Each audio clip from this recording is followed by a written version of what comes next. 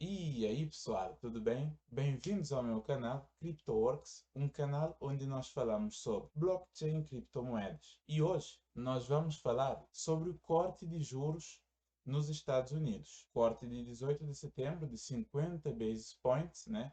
Uma reversão de tendência de juros nos Estados Unidos e nós vamos analisar como é que isso pode afetar os nossos investimentos e como que nós podemos ali ter estratégias para aproveitar possíveis oportunidades que esse momento de corte pode nos proporcionar.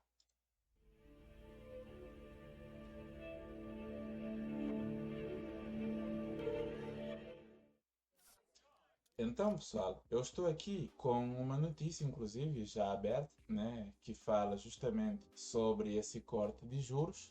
Nós vamos entender o corte, entender nas palavras do Jeremy Powell por que que eles decidiram fazer esse corte de 50 basis points e não de 25 basis points, que era o esperado, né, pela maior parte dos economistas, né, os macroeconomistas e também pensar em formas de aproveitar possíveis oportunidades que o mercado pode vir a nos oferecer, e isso tudo baseado em outros momentos anteriores onde nós tivemos cortes de 50 basis points. Então eu vou começar aqui traduzindo, no caso, essa notícia, né? O Fed reduz taxas de juros em meio ponto, ou seja, 50 basis points, um início agressivo para a sua primeira campanha de flexibilização. Aqui nós temos, né, alguns pontos chaves que dizem, né, que o comitê ganhou confiança de que a inflação está a se mover de forma sustentável em direção aos 2%. Esses 2%, na verdade, é a meta do Fed para a inflação nos Estados Unidos, correto? Antes desse corte, a inflação era de 5,5%, agora caiu para 5%. Aqui eles explicam um pouco mais sobre o corte, né? E também aqui nós temos, né, taxa-alvo de fundos federais e explica muito bem. Nós temos aqui, primeiro, que trazer em pauta, né, algumas falas do Jerome Powell. Mas antes disso, antes que eu esqueça, é que nós temos que ver como é que foram os aumentos, né, na taxa de fundos federais nos Estados Unidos desde 2022. Aqui em 2022, nós temos março, abril, aqui a tradução ficou errada, inclusive deixa eu mostrar, março, maio, junho, julho, setembro, novembro e dezembro, né? Nós temos aqui como é que foi esse comportamento em basis point, né? Aqui aumento de 25 basis point, 75, e agora nós tivemos um corte de 50, correto? Por que que os Estados Unidos decidiu cortar? Bom, um banco central, no caso, Fed, aqui no Brasil nós temos o Banco Central, lá nos Estados Unidos nós temos o Fed. Até onde eu estudei, eu quero deixar aqui bem claro que eu não estudo, não faço graduação de economia, minha área é engenharia aeroespacial, mas eu invisto e por investir eu tenho que estudar economia, inclusive eu tenho ali as minhas leituras, né, sobre a Escola Austríaca de Economia, né, também estudo ali outros teóricos para que eu possa entender e tomar as minhas decisões, porque eu sou uma pessoa que gosta de ser independente e muito principalmente quando se fala de dinheiro. Por que que os Estados Unidos, vejamos, em 2020 os Estados Unidos cortou os juros, mas o corte de juros de 2020 é completamente diferente do corte de juros de agora. De 2020, o corte de juros era para salvar, ajudar a economia, né, a passar por uma situação de externalidade, no caso Covid-19. Agora, o corte de juros de agora, ele é muito mais voltado para normalização de política monetária. E isso muda muita coisa e acaba entregando ao mercado diferentes sentimentos, correto? Quando um banco ele corta juros porque ele precisa, vamos dizer aqui, salvar a economia, o mercado entende isso é um desespero. Nós estamos em uma fase de perigo. Já agora não. Agora, o que o mercado tende a entender é, não, as coisas vão melhorar e vai entrar liquidez para a renda variável. Porque quando a gente corta juros, né, o mercado de renda variável ele se torna mais atrativo. Por quê? Porque com o corte de juros, as pessoas optam, né, por investir onde há mais volatilidade, dado que os juros reduziram, correto? Inclusive aqui ele explica, vamos traduzir aqui, eu acredito que ele vai explicar, ó.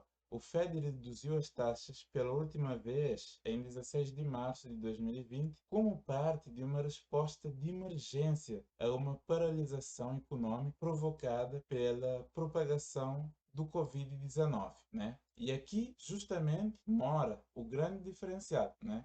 Nós tivemos um corte, mas com outros objetivos dessa vez. E aqui vamos ver aqui algumas falas do Jerome Powell, né, nessa reunião, que eu quero que sejam destacadas. Uma delas é: podemos ir mais rápido ou mais lento, ou pausar no corte das taxas de juros, se for apropriado. O que é que ele quis dizer com isso? Eu assisti à reunião. Ele quis dizer com isso que eles vão analisar os dados que vão chegando e, a partir disso, tomar decisões de manter um corte. Vamos cortar agora, vamos supor, 25 basis points. Ou não vamos cortar, ainda não está na hora, vamos acalmar. Que foi o que aconteceu, por exemplo, com o Banco Central Europeu. O Banco Central Europeu começou cortando 25 basis points, viu uma piora do cenário econômico e deu uma parada nesses cortes. O que eu penso? Eu acho que 50 basis points foi muito, porque o que acontece quando a gente corta juros? Basicamente, a gente está ali reduzindo a pressão, né? Vamos supor que eu me machuquei, está vazando sangue. E aí eu boto um curativo e faço uma pressão ali para que esse sangramento cesse. Quando eu corto juros, eu reduzo essa pressão. Então pense que o sangue é a inflação. Quando eu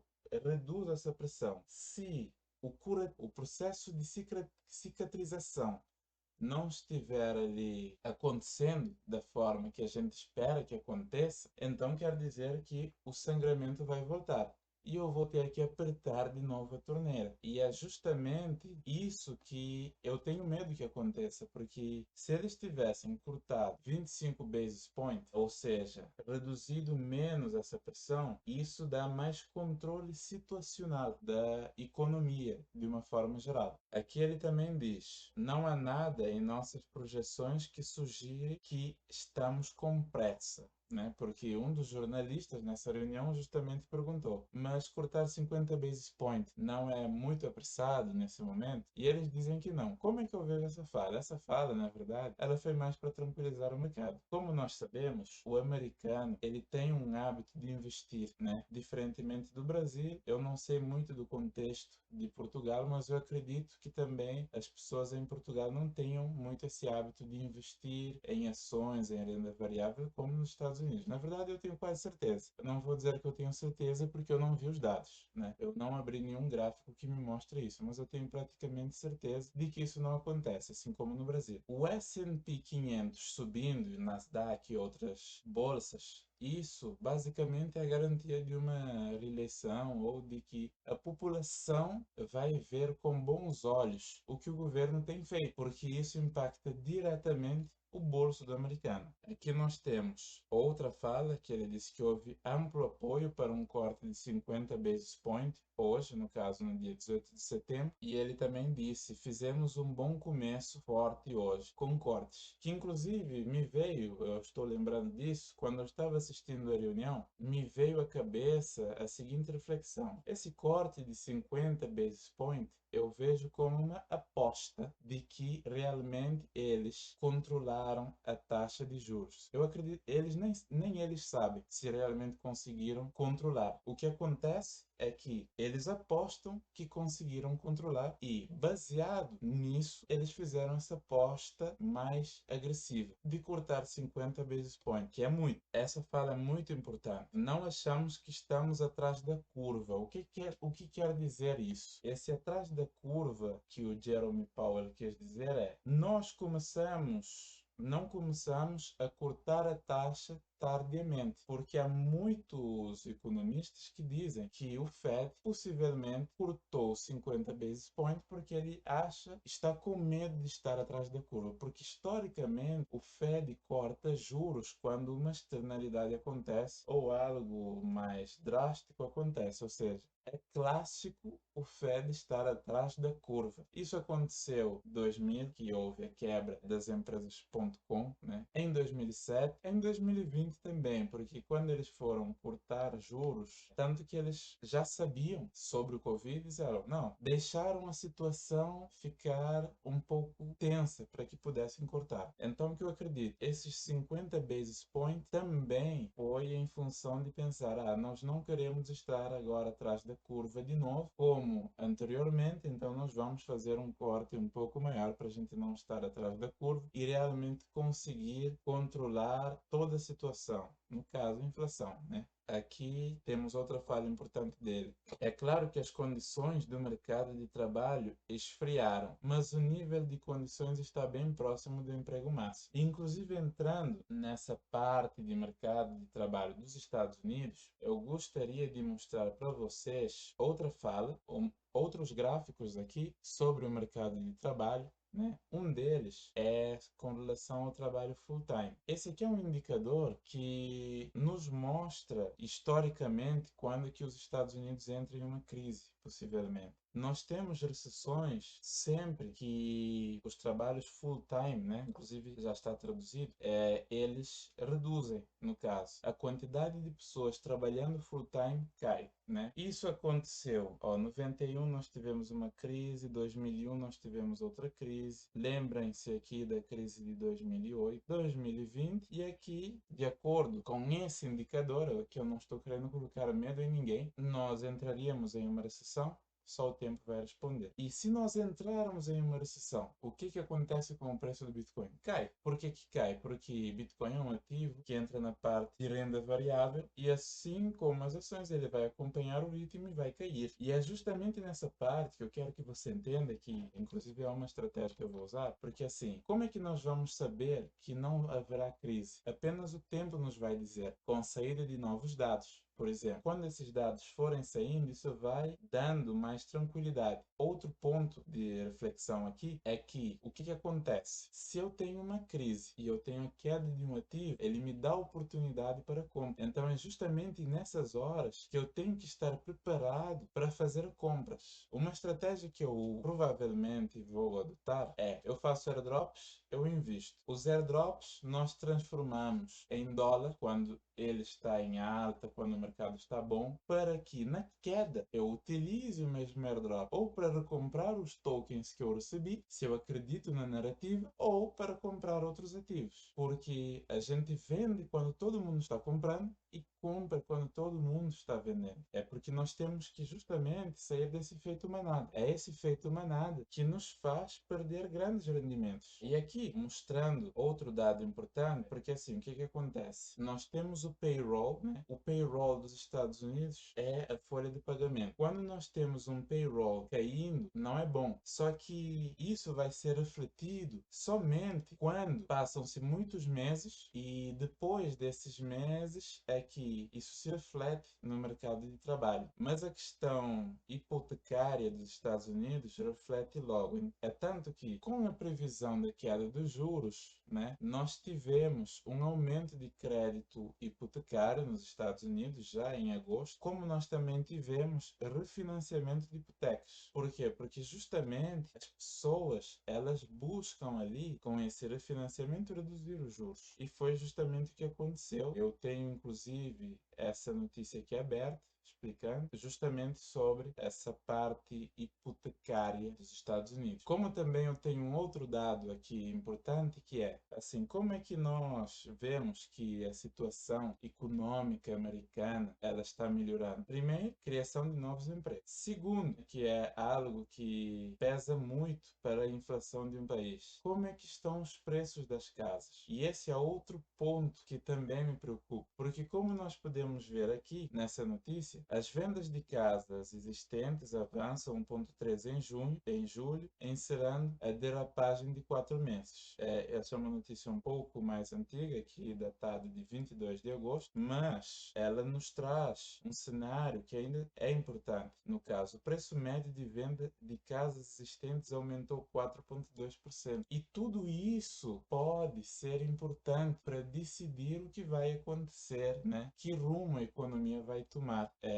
nos próximos meses. E nós temos que estar atentos a todas essas notícias para que a gente possa montar uma estratégia de investimentos vencedora. É justamente isso que nós temos que fazer, porque o que acontece? Uma estratégia de investimentos vencedora é não ficar preso, ou seja, eu vou colocar agora tudo que eu tenho, porque todo mundo está me dizendo que a alt-season chegou. Lembrem-se, a alt-season chega quando nós menos imaginamos. Quando tem muita gente falando que vai ter alt-season, eu já penso, não vai ter, não vai ser agora. Porque é quando a gente menos imagina que uma alt-season começa e a bull run de verdade começa. E continuando aqui, a nossa digressão, tentando entender um pouco mais sobre macroeconomia, eu queria explicar. Bom, primeiro, o que é o Core CPI e o que é o Core PCI? O Core CPI basicamente é a inflação e o PCE é o índice de preços. O que acontece? Quando o CPI ele está controlado, a inflação, nós temos ali um bom cenário, assim como o PCE. E isso aí nos permite fazer justamente todas essas análises e tudo mais. Aqui eu vou trazer algo já mais macro. Estamos entrando em uma crise do sistema Fiat? É uma pergunta que muitos fazem. Eu acredito que sim. Eu acredito,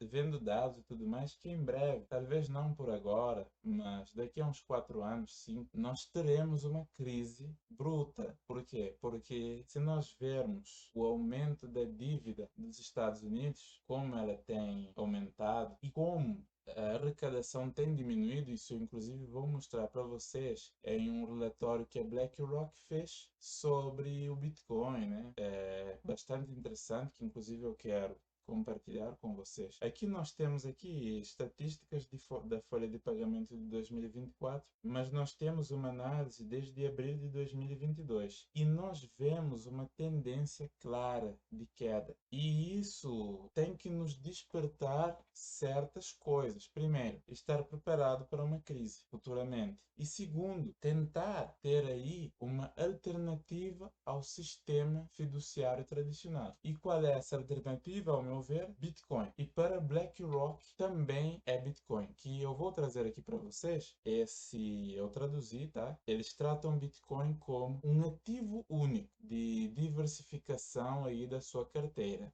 Vejam, anos atrás, Larry Fink tratava o Bitcoin como uma pirâmide ou algo do tipo. Eu lembro que ele criticava muito. E agora isso mudou. Ou seja, cripto saiu, digamos que, da favela, né? Deixou de ser algo que é discriminado para se tornar algo ovacionado pela maior gestora de ativos do mundo fiat. Aqui não aparece, mas eu vou levar lá pro original e vou mostrar para vocês. Aqui pontos-chave, né? Investidores considerando alocar Bitcoin, né, para lutar contra os ativos tradicionais, no caso, mas eu vou resumir aqui para vocês. Outro ponto é que o Bitcoin, né, é um ativo escasso. Por quê? Porque nós temos uma emissão máxima de Bitcoins e soberano, né? E o que acontece com isso? Quando nós temos uma programabilidade da inflação, que é o que acontece no Bitcoin, nós não precisamos depender de funcionários que vão divulgar o dado corretamente, né? Que é o que acontece nas economias como o Brasil, todos os países, né? Nós dependemos de funcionários, nós precisamos acreditar que os dados estão certos. E às vezes, já aconteceu na história, eles não estão, né? Continuando aqui, um ponto bastante interessante é que eles não veem o Bitcoin como um ativo, né? Mas como uma forma de dinheiro. E é verdade. Vocês lembram que quando eles começaram a regular as criptomoedas, né? Eles não, pelo menos aqui no Brasil, né? Eles disseram que Bitcoin não é criptomoeda, né? Criptomoeda é o que, por exemplo, o governo cria, como o Drex, né? Nós temos aí a moeda digital da Europa também. Isso aí é uma criptomoeda. Bitcoin é criptoativo. A BlackRock diz que não, que Bitcoin é uma alternativa ao dinheiro e, consequentemente, é dinheiro, né? Aqui ele nos diz o que torna o Bitcoin relevante. Vamos aqui, né? Aquilo que eu expliquei sobre a questão inflacionária, né? Um supply fixo, né? De 21 milhões de unidades, né? Acesso limitado, né? Aquela coisa. A dificuldade de transacionar entre fronteiras de países é baixa, né? Eu consigo vencer, né? Burocracias, ou seja, hoje eu moro no Brasil, mas eu vou me mudar para a Itália e eu quero transacionar o meu patrimônio. Com Bitcoin eu levo, sei lá, uma hard wallet, né? Eu tenho a minha hard wallet. De onde eu estou no mundo, eu acesso, né? A minha carteira e eu estou fora do sistema. Essa parte de supply de 20 milhões, eu quero mostrar aqui um detalhe para vocês. Aumento da base monetária. Brasil. Vamos colocar o Brasil.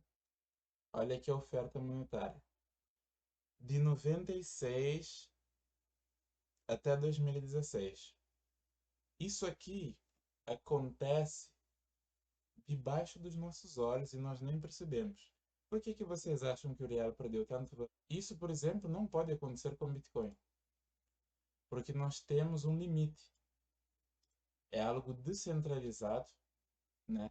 Ou seja, nós não temos uma pessoa que vai mandar, vai apertar um botão e vai imprimir mais dinheiro, vai imprimir mais moedas. Nós podemos ver aqui dos Estados Unidos, não vai ser tão diferente. Estados Unidos, eh, base monetária. Vejam aqui, porque é muito simples, né? Quando o Fed não tem dinheiro, eles dizem, vamos, precisamos de dinheiro, vamos imprimir dinheiro. É muito simples. E isso, né, em economia nós chamamos, porque assim, o que que acontece? Quem que vai se beneficiar primeiro dessa emissão de dinheiro? O governo e o Banco Central, né? E quem vai se prejudicar somos nós, porque nós vamos continuar trabalhando, vamos continuar recebendo o mesmo e por ter mais dinheiro em circulação, o que nós temos vale menos, começa a valer menos. Isso em economia, até onde eu estudei, se chama efeito Cantillon, né? Que é quando, no caso, partes, né? No caso o governo e o Estado, se beneficiam dessa emissão. Por quê? Porque no início nós não conseguimos sentir de imediato esse efeito. Esse efeito vem depois e vem para o bolso do cidadão. Só para vocês verem como não é tão romântico assim, né? E aqui eles mostram um pouco, né, sobre como é que foi a performance do Bitcoin, né, de 2010 até 2024. 807 mil vezes.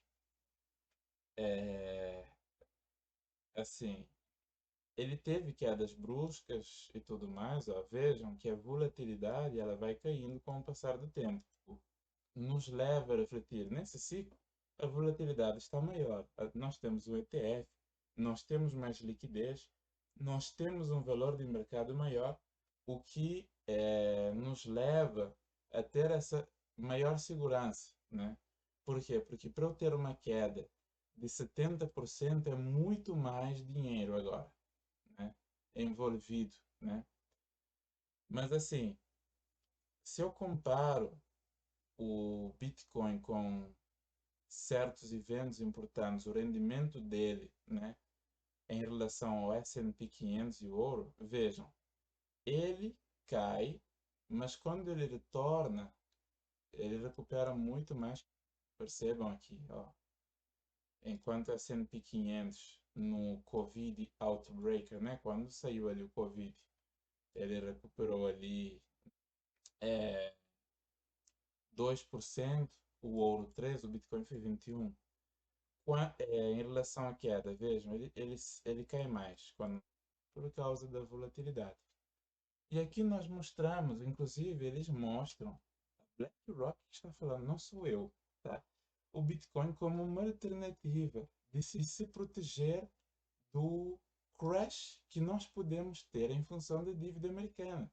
Imagine os Estados Unidos entrando em uma crise. Isso vai levar todo mundo.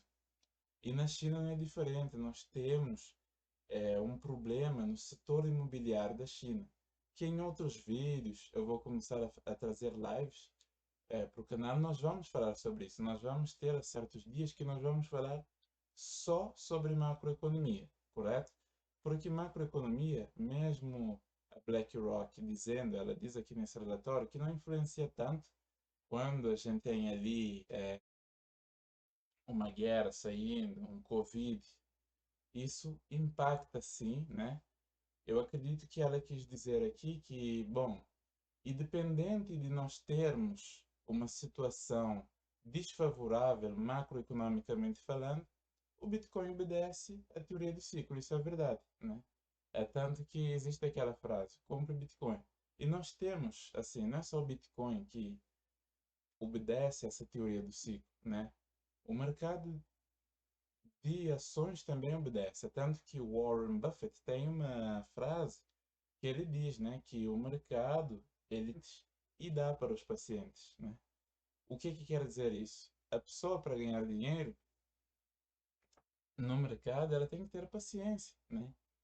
Porque o que é um investimento dessa categoria? É justamente você ver mudanças sendo realizadas. Por exemplo, vamos pegar ali uma pessoa que investiu na Microsoft quando ela estava surgindo, quando ela lançou ali o seu IPO, né?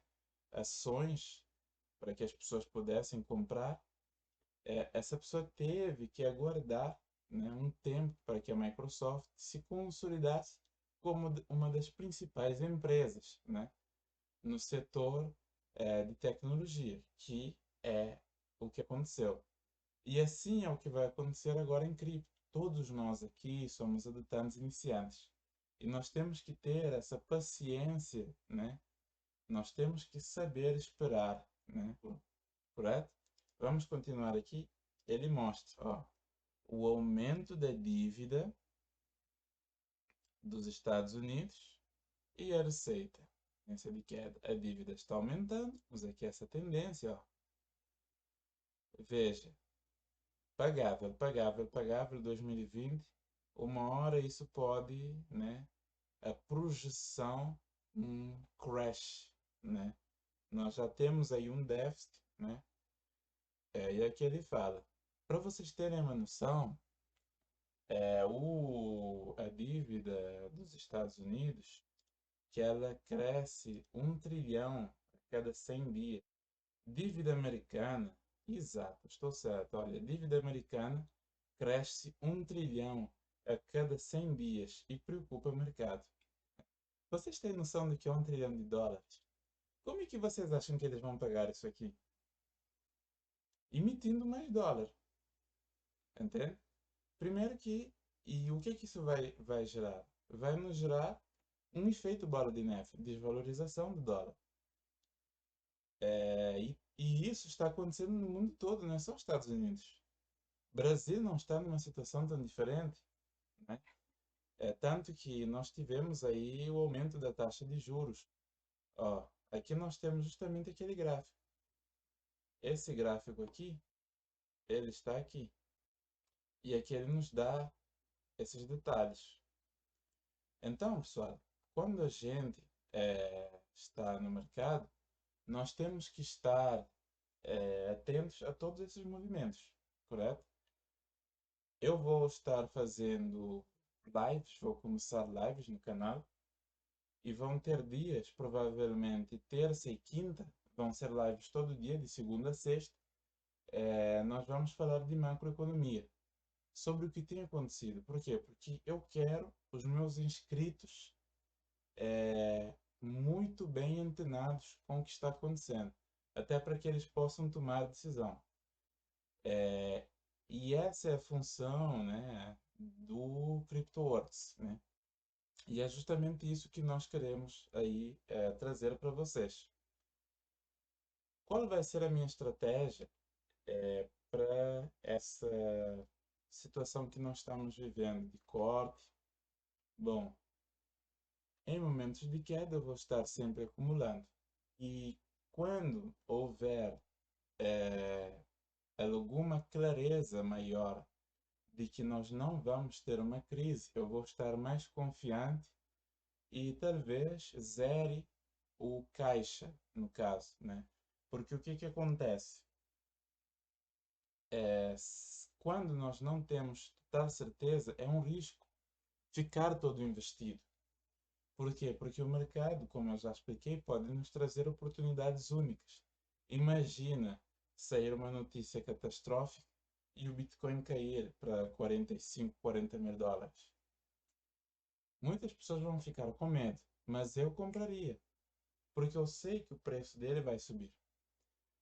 Então é isso, pessoal. Eu espero ter ajudado vocês. Como eu disse, eu não sou formado em economia, mas eu espero em breve poder fazer aí alguns cursos que possam me ajudar a aperfeiçoar os meus conhecimentos, até para que eu possa ajudar vocês e possa melhorar, né, ali a minha forma de ver o mercado, né, e também ampliar os meus horizontes.